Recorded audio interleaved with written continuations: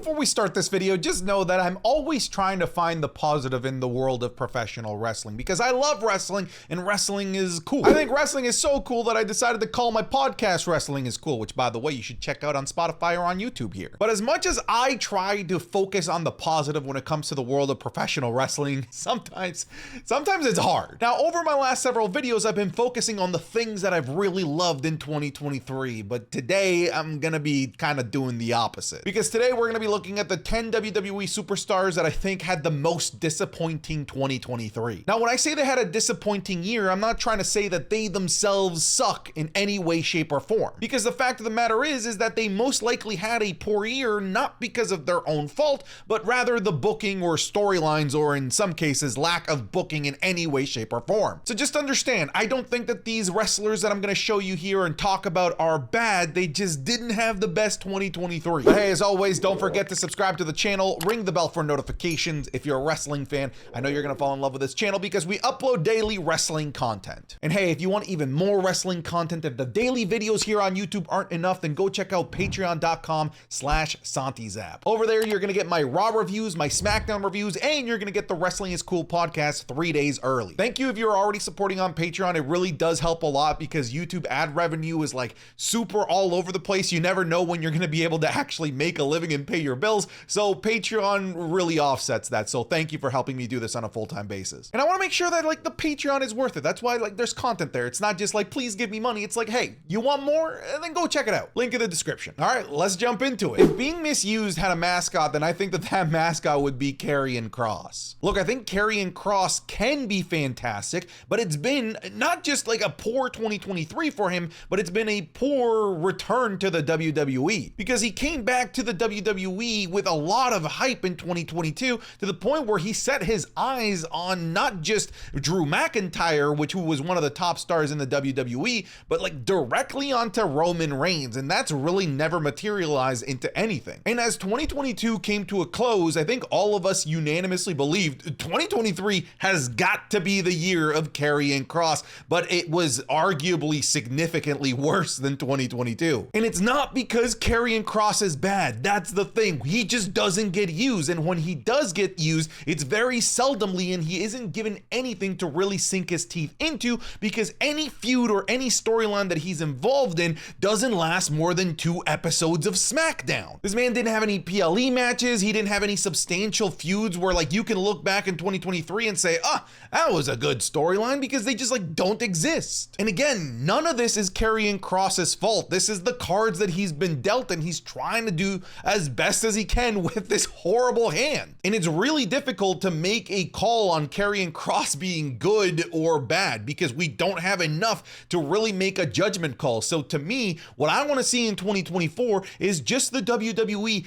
giving him enough of an opportunity, enough of a leash for him to either sink or to swim, because right now we don't know what he's capable of. Like, we know that Karrion Kross can carry an interesting storyline and have good matches in NXT, but we've never seen him get an opportunity on the main roster, even before when he was fired. And 2023 was just a repetition of the same complaints that we have of Karrion Kross, which is that he gets nothing. And now you have to start to wonder, why is it that he gets nothing? I don't know if there's an actual reason, but it makes us start to question the reasons why. And when you start to question these things, you start to tell yourself stories, and more often they're not necessarily very nice things. But it does look like in 2024, Karrion Kross is getting a new storyline. He seems to be resetting himself. So look, at this point, beggars can absolutely be choosers. I just want something, anything. That's what I'm choosing. I'm choosing for Karrion Kross to get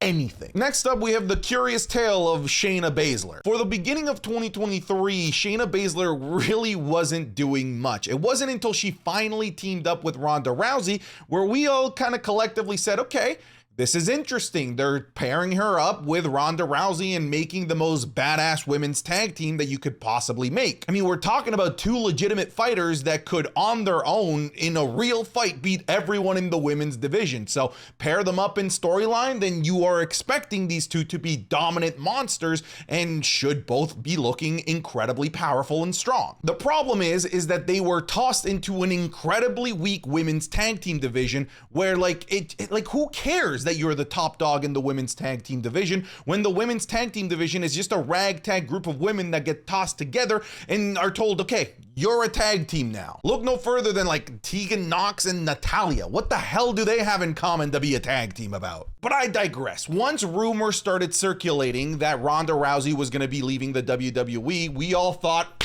perfect. This is the greatest opportunity for Shayna Baszler to finally be cemented as the most badass woman of the WWE, a role that she held before Ronda Rousey really got going. She was a monster in NXT. She was treated as a monster when she initially joined the main roster, but has really floundered since. If she were to have a feud with Ronda Rousey, then we can perhaps re-catapult her to that role where she is the monster of the women's division. And they did go down that route. They went down the route of having Ronda Rousey versus Shayna Baszler, where Shayna Baszler attacked Ronda Rousey during a tag team titles match.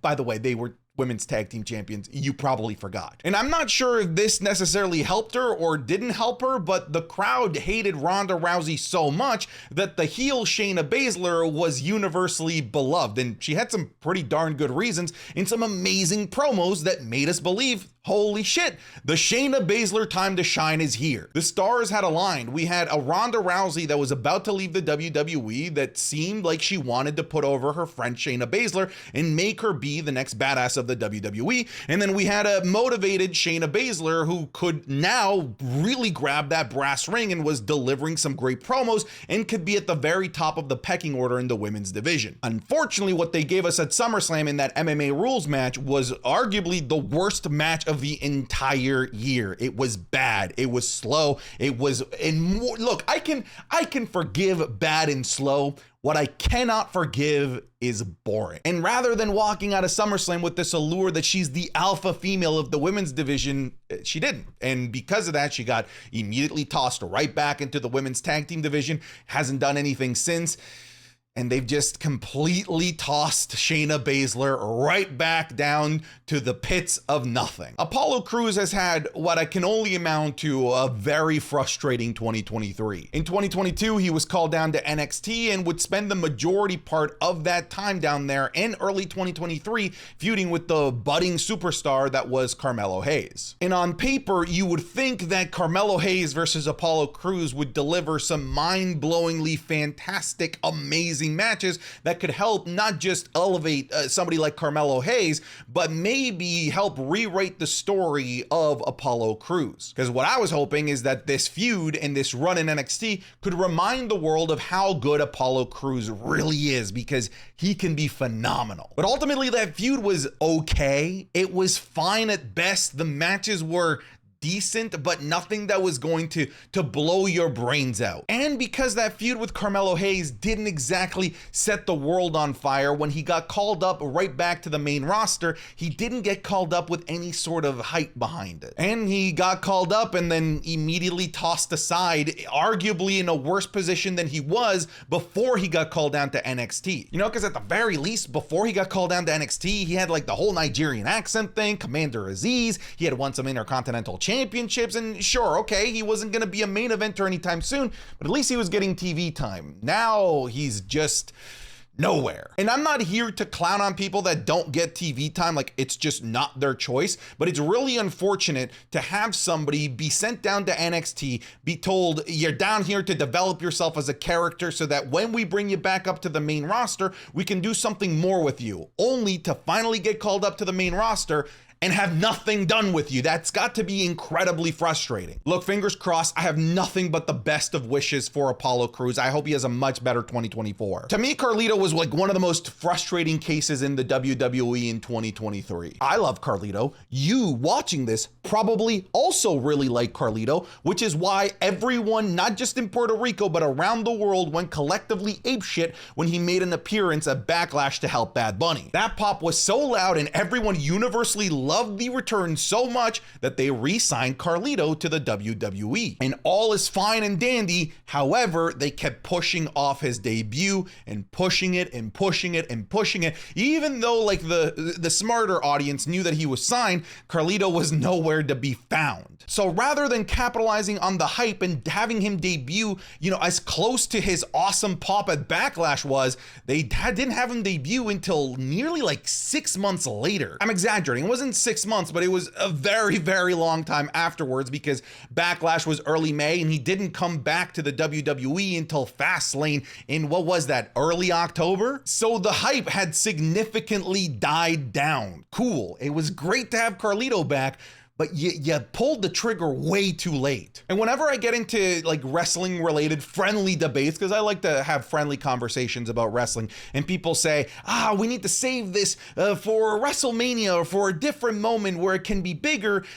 My argument is always to strike when the iron is hot because you don't know what's going to happen. In Carlito's case, not only did his buzz die down, but the second he came back, he was pretty much instantly injured. So we had a return that was more tempered than it should have been. Like it should have been red hot for the return of Carlito because of how long they spent, only for him to be instantly injured. And now all we have in terms of memories of Carlito in 2023 was his very lackluster match at Fastlane. None of this is Carlito's fault. This is just poor, cruddy circumstances that all came to a head, resulting in a very underwhelming return year for Carlito. But we all love Carlito, and I'm sure he's gonna bounce back just fine in 2024. This one hurts so bad. We have Kairi Sane, the returning Japanese superstar. And this is kind of a similar tale to Carlito. News broke out that the WWE had signed Kairi Sane, and then the weeks went by, and then the months went by, and then the hype that was originally there when news broke that she was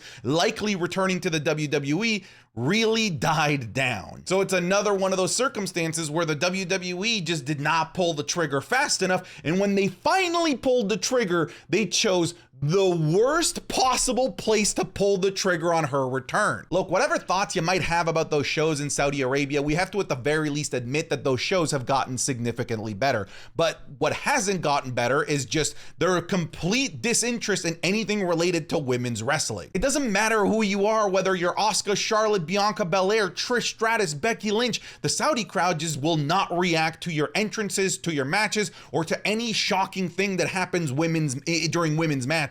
So why in the world would you take your new hot free agent signee in Kairi Sane and debut them in front of a crowd that didn't give two shits about her? In fact, a lot of people from Saudi Arabia that were at that show were tweeting me that not only were people not reacting to her, most of the people around them didn't know who the hell she was. And you had Chicago, the next PLE, a Chicago crowd that would have gone absolutely bonkers for the return of Kairi Sane. So this less than lukewarm reception kind of carried into everything afterwards because the cat was out of the bag and the cat left that bag in a very unceremonious way. And even since her return, she's just a loss machine. She has won one single match, and that single match that she won was as a part of the Kabuki Warriors. So again, only using her as a tag team as opposed to, treating her like a single star. It's a shame. Bro,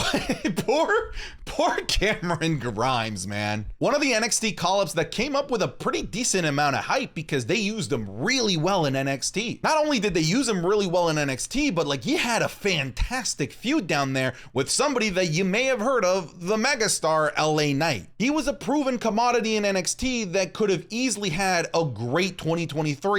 Unfortunately, he didn't. And again, he didn't not because of anything that's his fault. It wasn't, a lack of in-ring skill. It wasn't a lack of charisma because we've seen him display all of those things. It's just they did nothing with him. Right off the get-go, he had a great start to his main roster run in a feud with Baron Corbin where he squashed Baron Corbin to the point that Baron Corbin was sent down to NXT. But that was the worst possible thing that could have possibly happened to Cameron Grimes because it left him with no one to have a feud with, no one to have a story with, and therefore he just sort of became a background actor on SmackDown. Again, it's a shame. He's a proven commodity. He can be very, very good at his job if you let him do his job, but he's not being able to do his job, so he's just sort of this afterthought of the NXT call-ups. But look, hey, at least he's not Odyssey Jones, okay? Out of everyone on this list, there may not be anyone whose stock has fallen harder than Gable Steveson. If you only watch Raw, SmackDown, and the main roster, this name might not be familiar, so let me just quickly catch you up. Gable Steveson is like the crown jewel of WWE signings. At the very least, that's what we've been meant to believe. He's an Olympic gold medalist. He was drafted to Monday Night Raw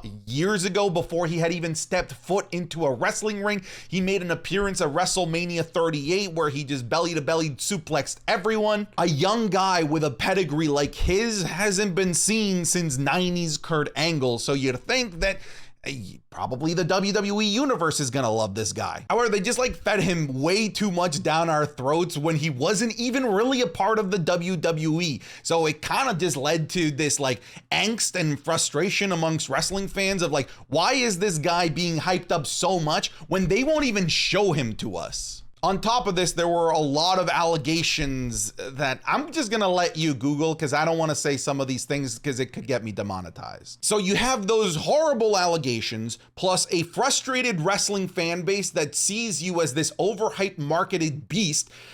When you make your debut, there's a really good chance that people are gonna turn on you. And Jesus Christ, at the Great American Bash, did they ever turn on him? He had a match, a feud set up with Baron Corbin. You'd think Baron Corbin is the perfect person to have him debut against. People collectively like to boo Baron Corbin, especially at that time in his career. But I've never seen Baron Corbin be a bigger babyface than when he faced off against Gable Steveson. The crowd hated him. The crowd chanted overrated. The crowd was fully behind Baron Corbin. And frankly, he wasn't that good in the ring either, which really compounded all of the frustration that wrestling fans had towards Gable Steveson. And after that match, after that short feud, he's gone again, probably continuing to compound even more to this frustration. So if they ever decide to bring Gable Steveson back, he better be the nastiest heel that you could possibly write for. The illusion, the allure, let's say, of Gable Steveson is dead, and it was killed in 2023. This one's kind of unfair, man. Like, I just feel like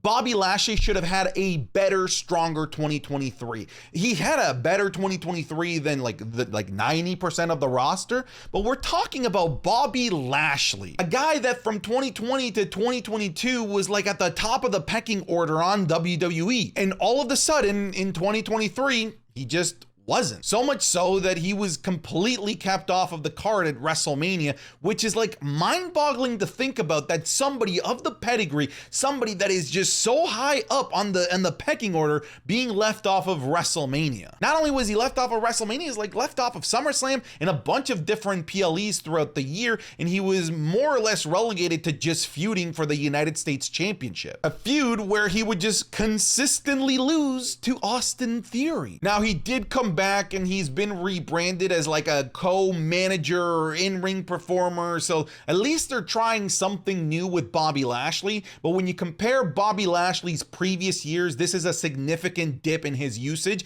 and his superstar power in 2023. So he makes this list, but it hurts to put him on there. But he's on here for different reasons. Unlike, you know, I'm not comparing him to Cameron Grimes. I just want to clarify that. I kind of already talked about him. Austin Theory had a horrible 2023. 2022 was like the year of Austin Theory, the year that we thought like, okay, this is the next main event guy. This is the guy that's going to get pushed to the stratosphere. And okay, I guess it's happening. Money in the Bank, WrestleMania appearances with Vince McMahon, Pat McAfee, feuding with Seth Rollins, Bobby Lashley winning those feuds.